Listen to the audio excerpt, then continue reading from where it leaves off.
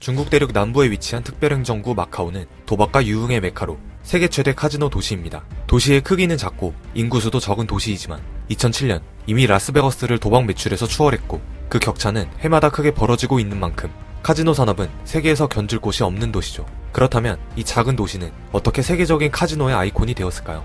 과거로 돌아간 16세기 유럽의 배들이 세계를 돌아다니며 항로를 개척했던 대항해 시대가 시작되고 포르투갈 왕국도 탐험과 무역을 위해 아시아 대륙으로 진출하기 시작했습니다. 그리고 포르투갈은 명나라와 무역을 위해 거금을 주고 지금의 마카오 땅을 임대하게 되는데 포르투갈인들은 마카오에 거주지를 설립하고 중국과 정규적인 상업 교류를 시작하였습니다.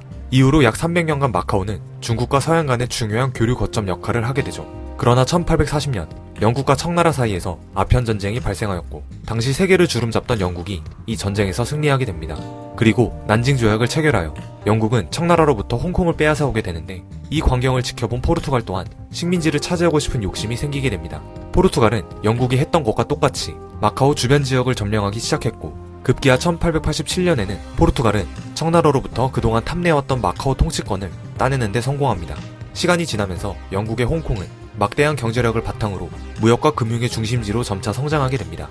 반면 홍콩과 가까이 붙어있는 마카오는 무역항으로 기능을 잃게 되었고 점점 쇠퇴하였습니다.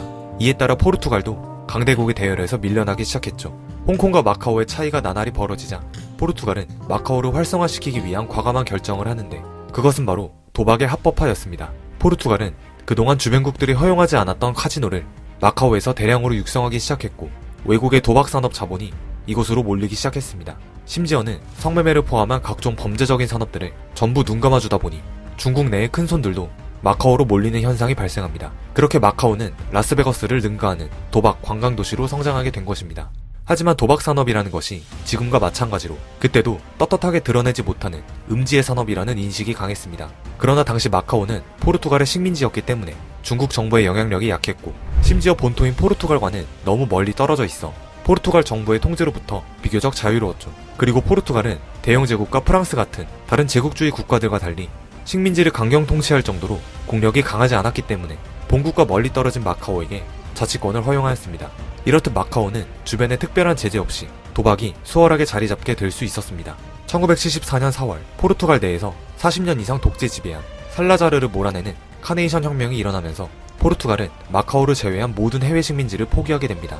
그 후 약 30년이 지나 마카오 또한 중국에 정식으로 반환되며 포르투갈의 442년의 통치는 마무리되었습니다. 마카오는 홍콩에 이은 중국의 두 번째 특별행정구가 되죠. 중국으로 양도된 이후로도 중국 내 모든 지역에서 카지노를 불법화했지만 마카오에서만 유일하게 합법이었으며 오히려 카지노 산업의 성장을 정책적으로 보장했습니다. 그렇게 시간이 흐르면서 중국 경제의 고도 성장과 함께 주머니가 두둑해진 중국인들은 카지노를 즐기려고 마카오로 대거 몰려들었습니다. 2002년부터 2014년까지 마카오의 지역 경제는 엄청나게 성장하여 마카오는 세계에서 가장 부유한 지역 중 하나가 되었습니다. 카지노 하면 또 그 지역 카지노 산업을 주름잡고 있는 거물급 사업가가 등장하기 마련인데요. 그중 마카오를 세계 최대 카지노 도시로 키워낸 사업가가 있으니 그는 바로 스탠리 호라는 인물입니다. 홍콩에서 부동산 사업으로 큰돈을 거머쥐게 된 그는 1961년에 포르투갈 식민 정부로부터 카지노 독점 운영권을 따내면서 40년간 마카오 카지노 시장을 독점하기 시작했습니다. 이 시기는 마카오뿐만 아니라 주변국인 홍콩, 대만, 싱가포르 또한 고도의 경제성장 시기를 보내던 때였기에 마카오 카지노를 찾는 부자들이 매우 많았습니다.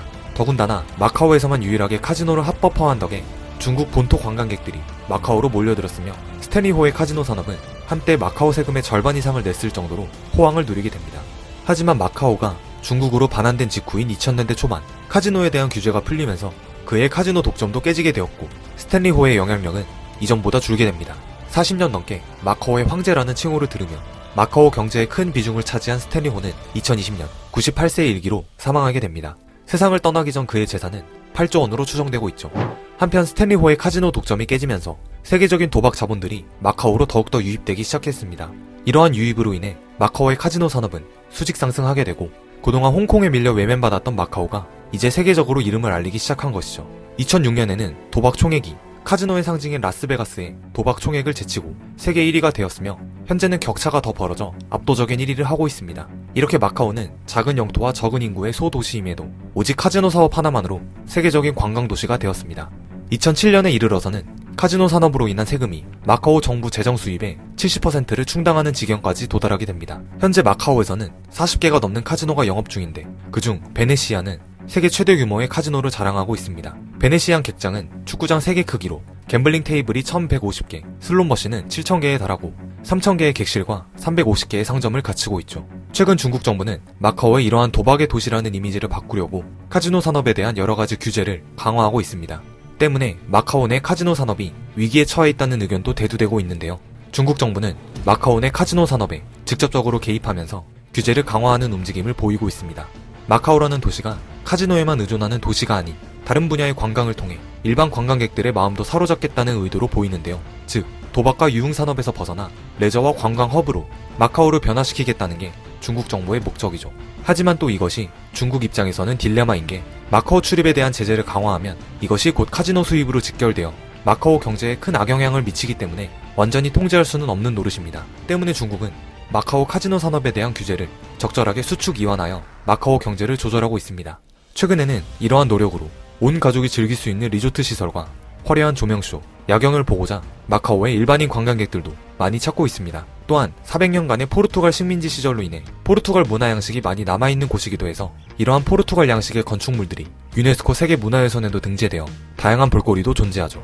도박의 메카이면서 현재는 관광사업으로 방향을 돌리고 있는 도시 마카오. 이곳은 과연 카지노 산업을 벗어나 싱가포르, 홍콩 등과 경쟁하는 관광지로서 경쟁력을 확보할 수 있을까요?